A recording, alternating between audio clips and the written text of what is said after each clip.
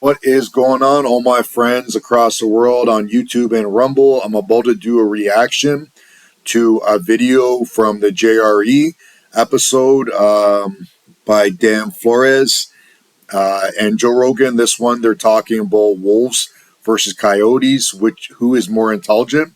Now, right off the bat, my understanding is I'm going to go with coyotes. I've heard with coyotes luring out dogs to try to attack them, where like one will come up and start messing with a dog, and then the dog will think it's big and strong and tough and chase after the coyote, and then the coyote will run right back to his pack. The whole pack is waiting, and then they all come out and take him out. They're known to be super, super clever, and so I'm going with the coyote, though I could be wrong, but apparently Dan Flores, I think, is a professional on this. So he's going to kind of tell us, and they're going to discuss it. So I think this might be an interesting video to watch and react to. Now, this is from JRE Fun Clips. I know of JRE Clips. I don't know of JRE Fun Clips. I think I'm subscribed to JRE Clips, not the Fun Clips. So I'm going to subscribe to them. Also, if you guys are new to my channel and you subscribe to me, I have an ongoing thing. I'll subscribe to you as well. I think it's only fair that we all help each other. And oh boy, I just had a snack and now I got the hiccups. Okay, and I'm gonna give him a thumbs up, or this video a thumbs up. I also, it's a thing that I like to do. That way I know I don't forget to give it. Also, if I watch this video and I don't like it, I'm not afraid to come back and take my thumbs up back if I don't like it. So far, I haven't had to do that, and I've reacted now to like over 400 and something videos. So definitely, I've been picking good ones. Now, that all being said, thank you guys for all your support. Everybody who's been with me for a while.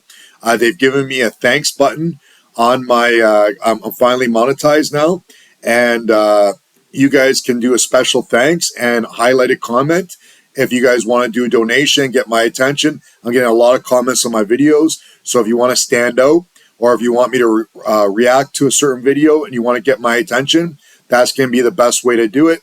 Either way, I still usually read through the comments, but as my channel is growing, it's harder and harder to read them, and I get special notifications and alarm bells and everything else when somebody does one of those super thanks. So that is going to be the best way. Now, I've also added my PayPal.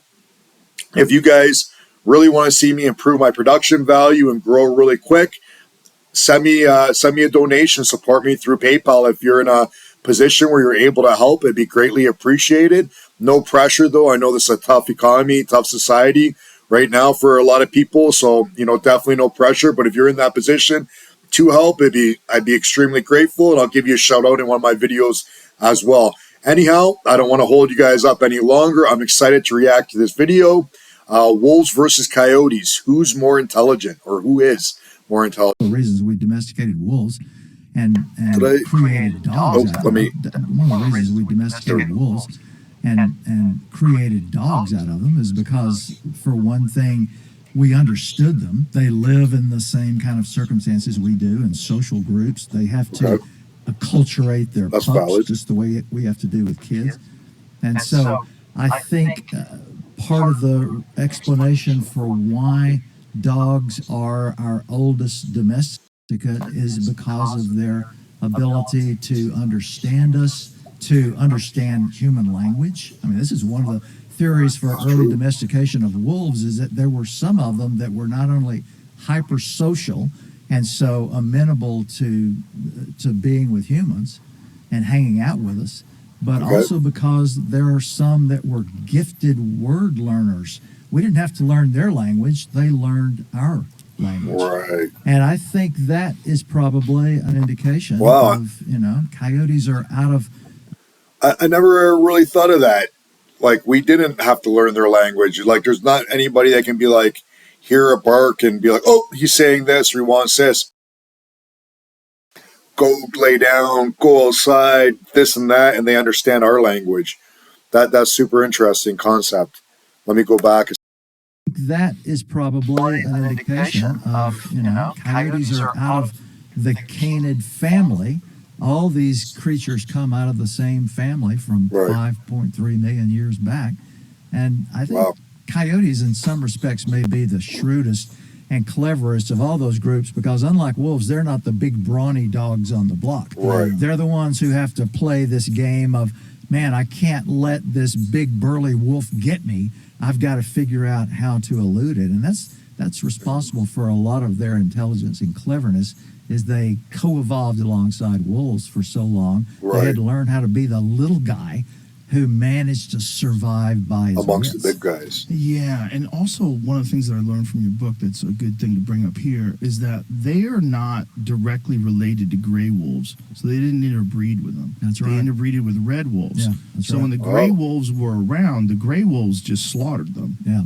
And so they had developed this ability to spread their territory, which is what, when humans started killing them, now they're in every single city in the country. And this is, wait, when did that happen? It's relatively recent, right? Yeah, the They've learned how they're expansion adaptable. Started really out of two things that took place in the early 20th century. One was the elimination of wolves in the east, which created an open niche for a mid-sized predator. And the other was this campaign that first the states... I don't like errors. And the other was this campaign that first the states and then the federal government began to launch against coyotes and wolves in the West. And the government hunters were pretty successful in taking out wolves, because wolves are so attuned to be pack animals that if you kill one wolf in a pack, you could use the scent from that wolf basically to catch, trap, kill every single wolf in the pack.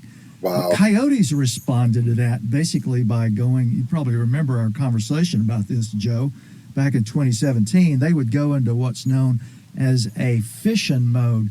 Coyotes, like humans, are fission fusion animals, and when they're in fusion, they can exist in a pack.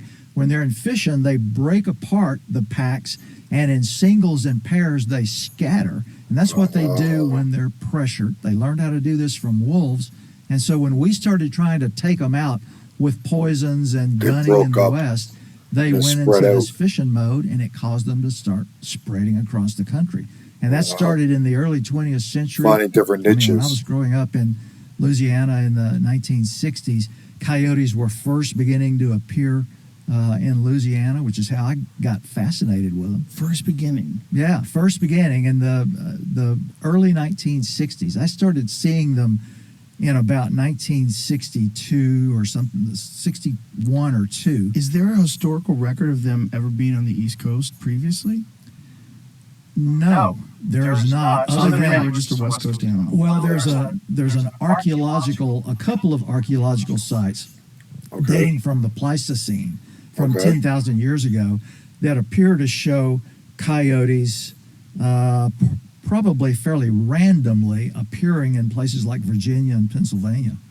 But in the historical record that we have, they weren't on the East Coast until the middle of the 20th century, and they start showing up in northern New York and upstate New York by about the 1920s or so, and they start coming down. Probably chasing after a lot of, because they're smaller, quite a bit smaller than wolves, so they can survive off a lot of the small game, like rabbits,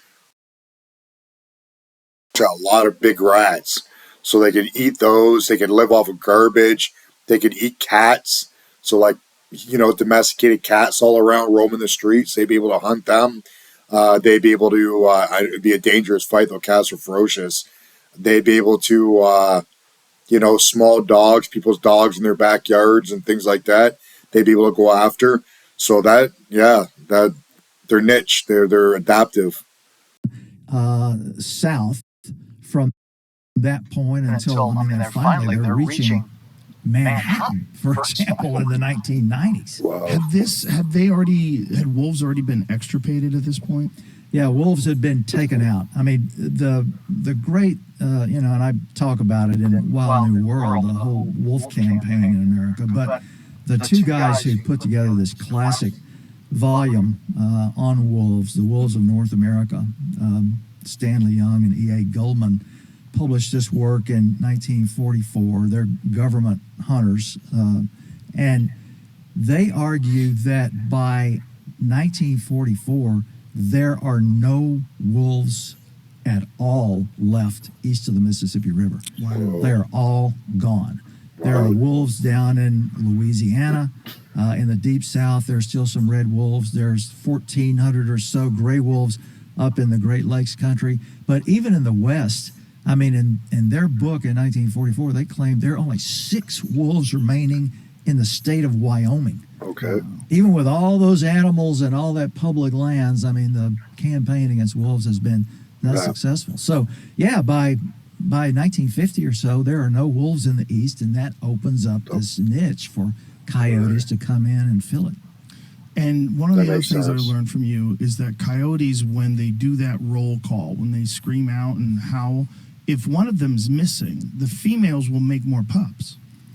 Yeah, they are able to, when they howl, one of the things they do with howls, I mean, they're communicating all kinds of things, but one of the things we're pretty certain they do with howls is to take a census of how many coyotes are in the area. Because, of course, howling is infectious, both for coyotes and wolves. Whenever they hear a howl, they'll respond to it. And if during the spring mating period, if howling produces fewer responses in a particular area, it can trigger something, not exactly sure, in coyotes that will have the effect of producing larger litters. And of course, with fewer other predators in an area, one of the things that happens is the food base is larger. So if you have a coyote pack has say 7 pups, if there are fewer coyotes that have been taken out by trapping or poisoning or whatever, it's possible to get more of the pups up to adulthood because there are more food resources. So it's kind of a loop that functions like that. The coyotes are certainly playing a role in it, but of course our attempts to take them out are producing this feedback that often causes them to have larger litters, to be more successful in raising their pups, and they will respond by rising to the level of the carrying capacity of the landscape in any case. Cool. I mean, they didn't exactly say who they thought was more intelligent, but they spoke more about that coyote's intelligence through that whole video. So in my estimation, implying that the coyote is probably more intelligent or at least more adaptive than the wolves, because they've been able to eliminate wolves in certain areas to the point of like extinction in certain areas. And then they've had to bring back, I know in certain areas they brought back some wolves because they overhunted them and things like that. But what he's saying with the coyotes, you can't do that. It actually causes them to spread out further and to have more litters and for them to be more of them. So it actually has a reverse effect. So I think the implication here is that the coyotes are more wise and more cunning and clever. All right. I hope you guys enjoyed that reaction. Let me know what you guys think as well, too. I'm interested to read the comments. Do you guys think the wolves are more cunning, more clever, or do you think the coyote? And if you guys have any good coyote stories, let me know in the comments. If you have any good wolf stories, let me know in the comments. Thank you guys so much for all your support.